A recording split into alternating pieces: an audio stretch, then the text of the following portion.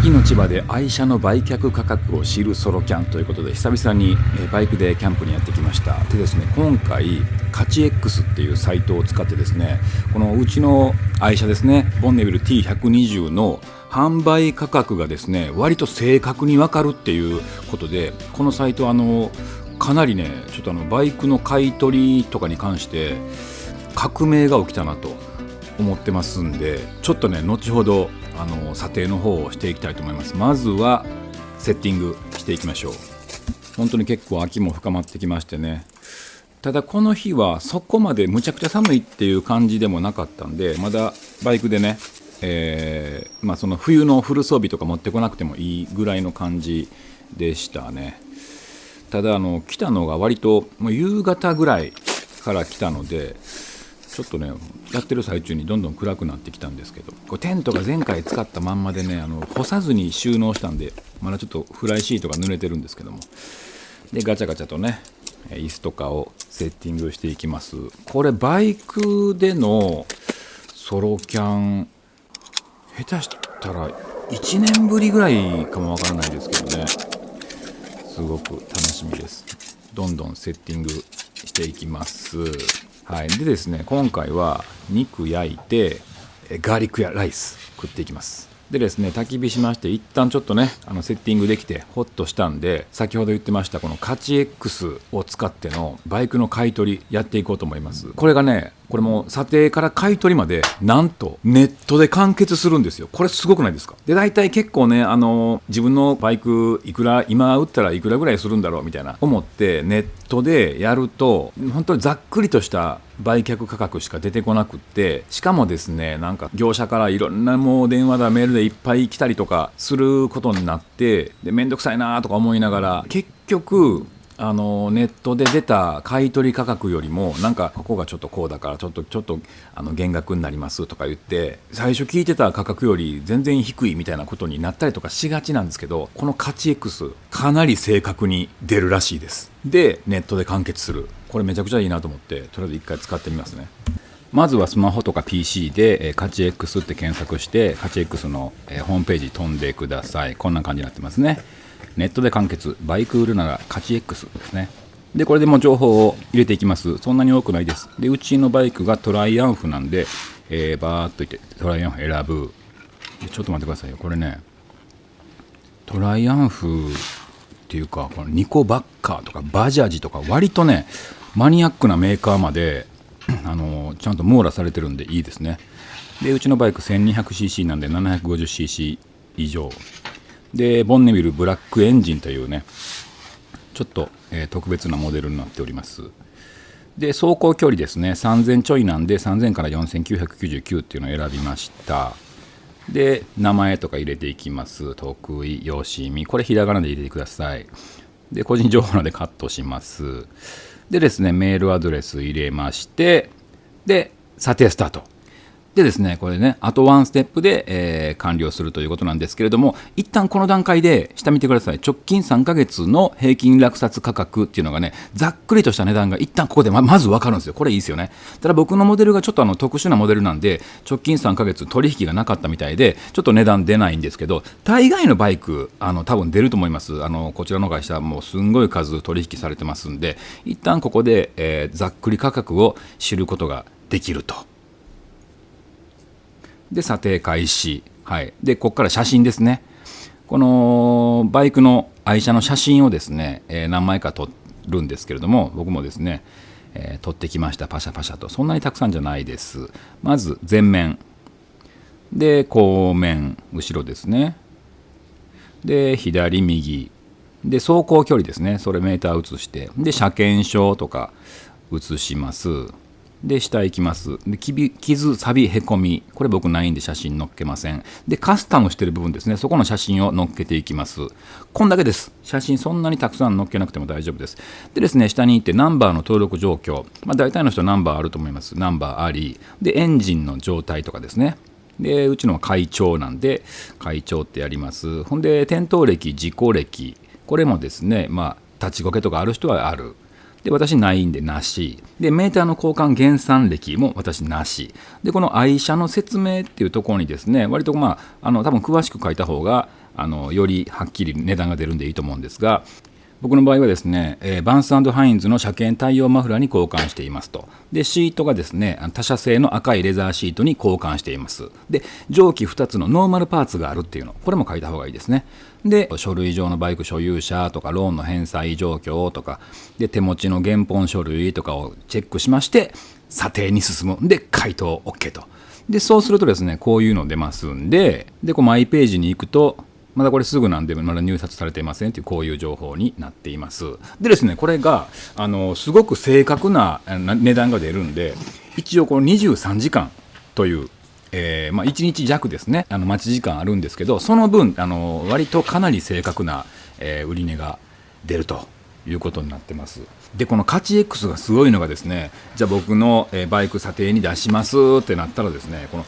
なんと入札が300社以上入札あるんですって。んで、その中から平均、5社から10社ぐらいオファー来るんですって。いくらで買いますうちはっていうのが。でですね、その査定額をランキング形式で上から見ていけるんですって。あとはもうだからその一番高く買い取ってくれるお店に売ったらいいだけっていう。でも電話でのやり取りとか一切不要で、もうネットだけで全部完結するんですって。普通やったらなんかわざわざこうバイク屋さんにバイク持ってって、これ何ぼで買ってくれますかみたいなやり取りをして、でまたちょっと一応他の見てみようかみたいなんで 2,3 件回って、でその中でやっと一番いいものとかなるんですけど、これはもうそんなわざわざする必要なくって300社以上に見てもらって、でもう一番高いとこで買い取ってもらえるっていう、これめちゃくちゃ便利だと思います。だからですね、別に僕今すぐこのバイク売ろうとかも全然思ってないんですけど、この今売ったらいくらかなっていうのが知れることによって、例えば今持ってるバイク売って、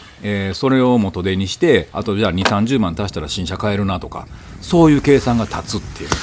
ね、もうめちゃくちゃ便利だと思いますね。で、もしですねこの価値 X を使ってみたいとか詳しいこと知りたいとかっていう方なんかは概要欄に価値 X のリンク貼っておきますんで、ぜひぜひご覧ください。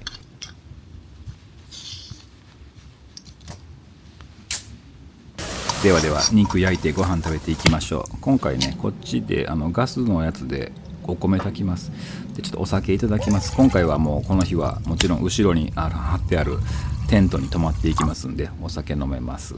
ジンソーダいただきます。いいですね。でメ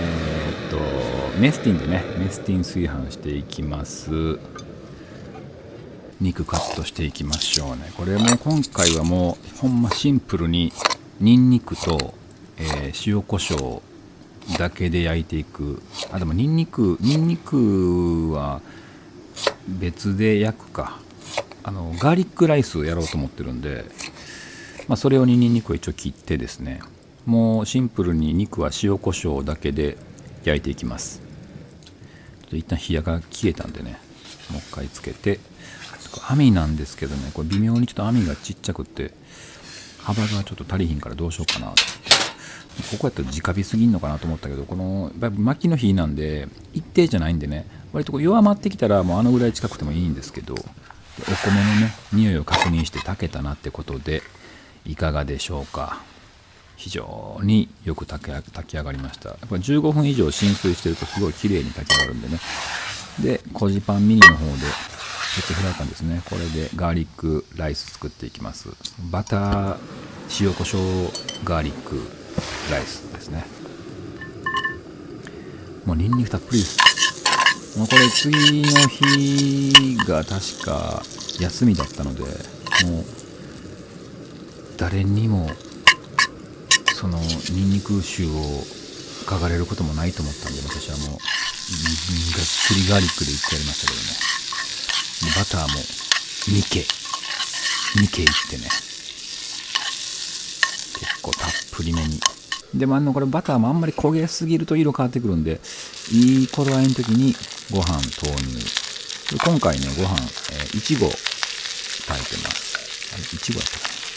確か1合ぐらい炊いたはずです。一旦こんだけね、後でいけたら残りのご飯も炊きますけど、無理やったら白ご飯でいただきますね。しっかりと炒めていくっていうね。これ鉄のフライパン、これね、しっかり熱してから使ってるんでひっつきません。はい、でここにも塩コショウいっておきましょう。今回これね、塩ね、ちょいいい塩です。やっぱシンプルな塩コショウとかの味付けの時はやっぱりできればなんかいい塩といいコショウと使いたいですね。このコショウは割と普通のコショウですけど、やっぱこのその場で引くタイプ、それがいいと思います、僕は。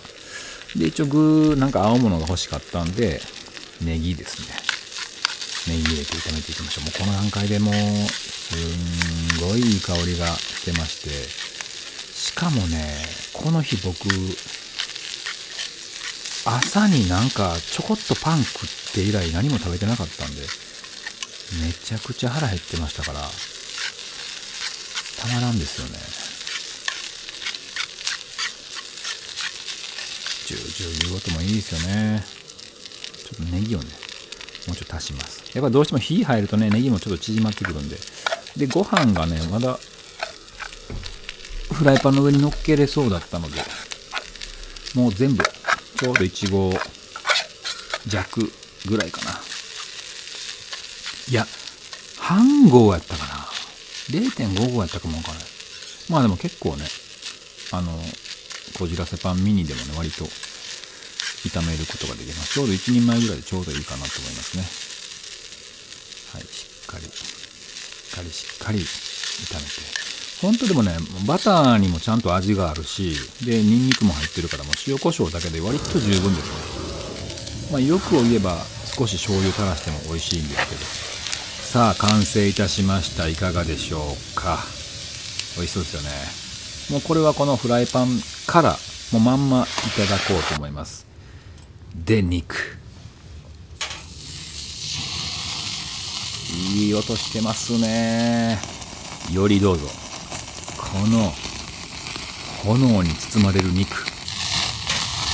これ薪なんでなかなかね、その火加減というかその火の調整が難しいんですけど、まあもう豪快に焼いていきます。もう薪の炎なんでどうしてもちょっとね、若干黒くなったりしますけど、まあ僕はそんなに気にしません。豪快でいいんじゃないかなと思います。いいですね。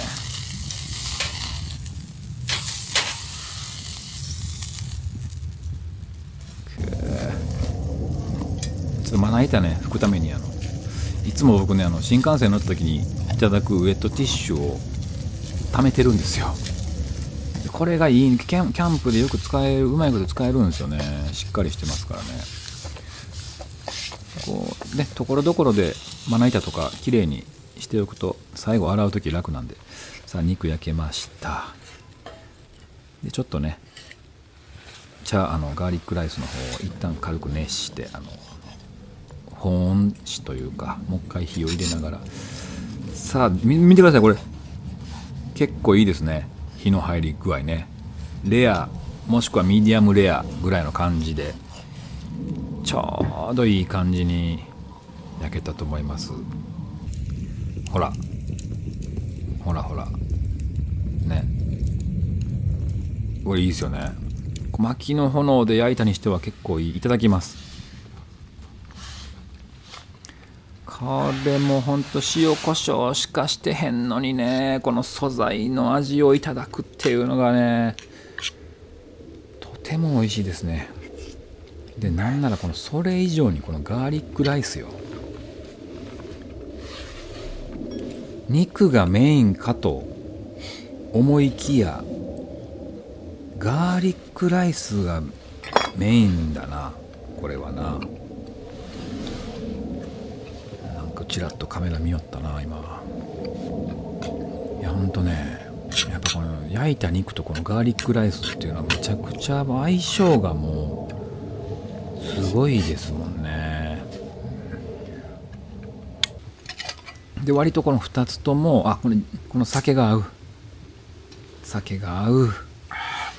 これ結構2つともね、この味の濃さですね、それをこの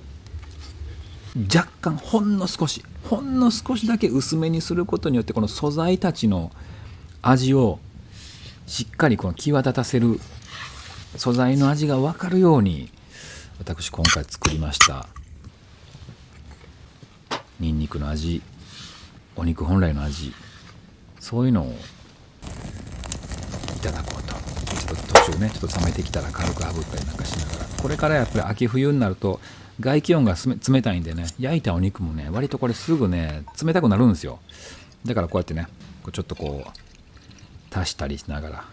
またこれ酒が合うんですよね。ちょっとこぼしましたね。